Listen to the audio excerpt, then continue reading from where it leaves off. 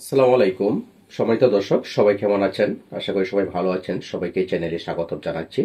আজকে এই ভিডিওর মাধ্যমে আমরা জানার চেষ্টা করব, দলিল বড় নাকি রেকর্ড বড় নাকি আপনার দখল বড়। অনেক সময় দেখা যায় কারো কাছে দলিল আছে, কারো কাছে রেকর্ড আছে, বা এই দুজনের কাছে দলিল বা রেকর্ড রয়েছে, অন্য একজনের কাছে এই সম্পত্তি দখলে রয়েছে। তাহলে এই সম্পত্তির প্রকৃত মালিক কে হবে? কোন কাগজের কর্তৃত্ব বলে, রেকর্ডের কর্তৃত্ব বলে, নাকি দলিলের কর্তৃত্ব বলে, নাকি দখলের কর্তৃত্ব বলে সে সম্পত্তির মালিকানা হবে? এরকম বিষয়াদি নিয়ে অনেক সময় দেখা যায় যে ঝামেলা সৃষ্টি হয়ে থাকে। আজকের এই ভিডিও থেকে এরকম একটি বিষয়ের সমাধান আপনারা জেনে নিতে পারবেন। সম্মানিত দর্শক, অনেক সময় দেখা যায় যে আপনার কোনো সম্পত্তি আপনারা পৈতৃক অরিসূত্রে প্রাপ্ত হয়েছেন, এবং সেই সম্পত্তিটা যদি আপনাদের সিএস থেকে শুরু করে বর্তমান বিআরএস রেকর্ড পর্যন্ত যদি আপনাদের নামে থাকে, এবং এর মধ্যে যদি আপনাদের কোনো সম্পত্তি ক্রয় বিক্রয় বা হস্তান্তর যদি না হয়ে থাকে, তাহলে অন্য ব্যক্তির কাছে দলিল থাকুক বা যে কোনো কাগজপত্র থাকুক না কেন বা দখল থাকুক না কেন, তারা কিন্তু সেই বলে কোনোভাবে সম্পত্তির মালিকানা হতে পারবে না।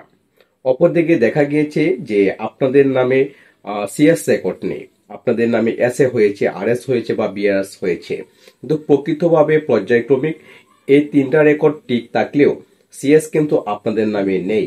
তাহলে কিন্তু আপনারা এই রেকর্ডের মাধ্যমে প্রকৃত মালিক হতে পারবেন না। আপনারা সকলেই জানেন যে আমাদের বাংলাদেশে অনেক রেকর্ড বিভিন্ন মানুষের নামে ভুল ভ্রান্তিভাবে হয়ে থাকে। সুতরাং এইভাবে যদি আপনাদের সঠিক পর্যায়ক্রমিক রেকর্ডের অবস্থান যদি না থাকে, তাহলে এইভাবে রেকর্ডের মাধ্যমে আপনার মালিক হতে পারবেন না। কিন্তু যদি দেখা যায় যে আপনি সিএস এর মালিকের নিকট থেকে বা আরএস মালিকের নিকট থেকে যাদের পর্যায়ক্রমিক অবস্থান রয়েছে, সেরকম কোনো মালিকের নিকট থেকে আপনার সম্পত্তিটি ক্রয় করেছেন, তাহলে আপনার নামে যদি বিআরএস রেকর্ডও যদি হয়ে থাকে এই দলিল মূলে, তাহলে কিন্তু এই দলিলের মাধ্যমেই আপনারা এই সম্পত্তির মালিকানা লাভ করতে পারবেন। আপনারা সকলেই জানেন যে তামাদি আইনের 28 ধারাতে একটি বিষয় রয়েছে, কেউ যদি কোনো জমিতে 12 বছর যাবৎ যদি দখলে থাকতে পারে, তাহলে সে ব্যক্তি সম্পত্তির মালিকানা দাবি করতে পারে। এই তামাদি আইনে 28 ধারাতে বলা হয়েছে কার্যত দখল, অর্থাৎ একটানা 12 বছর দখলে থাকতে হবে মালিকের জ্ঞাতসারে, কিন্তু প্রতারণামূলক ভাবে জোরপূর্বক বা আনুষঙ্গিক অনুসারে যদি দখলে থাকে, তাহলে কিন্তু এই 12 বছর দখলে থাকলেও সে মালিকানা লাভ করতে পারবে না। তাহলে আজকের এই ভিডিওর মাধ্যমে আপনারা বুঝতে পেরেছেন যে সিএস এর মাধ্যমে আপনি প্রকৃত মালিকানা হতে পারেন, এবং বিআরএস রেকর্ডের মাধ্যমে আপনি প্রকৃত মালিকানা হতে পারেন যদি রেকর্ডের যদি আপনাদের পর্যায়ক্রমিক অবস্থান যে রয়েছে সেটা যদি সঠিক থাকে। আবার দলিল মূলেও আপনি সঠিক মালিকানা পেতে পারেন পর্যায়ক্রমিক অবস্থান এবং যে যতটুকু সম্পত্তি পাওয়ার কথা সে অনুসারে ভাগ বাটোয়ারা মোতাবেক যদি আপনি কোনো সম্পত্তি ক্রয় করে থাকেন, তাহলে দলিল মূলে আপনি সম্পত্তির মালিকানা হতে পারেন। অপরদিকে এই দখলের যে বিষয়টা রয়েছে, সেই দখলের বিষয়টা যদি আপনি কার্যত তামাদি আইনে 28 দ্বারা যে মূলত যে বিষয়টা রয়েছে সেটা যদি প্রমাণ করতে পারেন, তাহলেও কিন্তু আপনি এই দখলের মাধ্যমে আপনি সম্পত্তির মালিকানা লাভ করতে পারেন।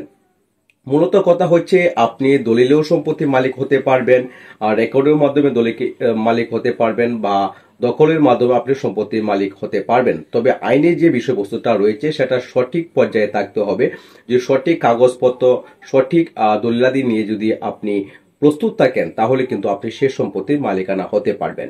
অপরদিকে যদি আপনার এই কাগজপত্রের বা আনুষঙ্গিক দলিলে যদি আপনি সঠিক যদি ডকুমেন্ট বা সঠিকতা যদি না থাকে, তাহলে আপনি কোনো কাগজে সম্পত্তির মালিকানা লাভ করতে পারবেন না। আশা করি সংক্ষিপ্ত ভিডিওর মাধ্যমে আপনার বিষয়টি বুঝতে পেরেছেন। যদি এই বিষয়ে আপনাদের আরো কোনো প্রশ্ন থাকে বা বোঝার থাকে, তাহলে লিঙ্কে দেওয়া নম্বরে যোগাযোগ করতে পারেন। এছাড়াও আপনার গুরুত্বপূর্ণ মতামত কমেন্টস করতে পারেন। ধন্যবাদ সকলকে, ভালো থাকবেন। আল্লাহ হাফেজ।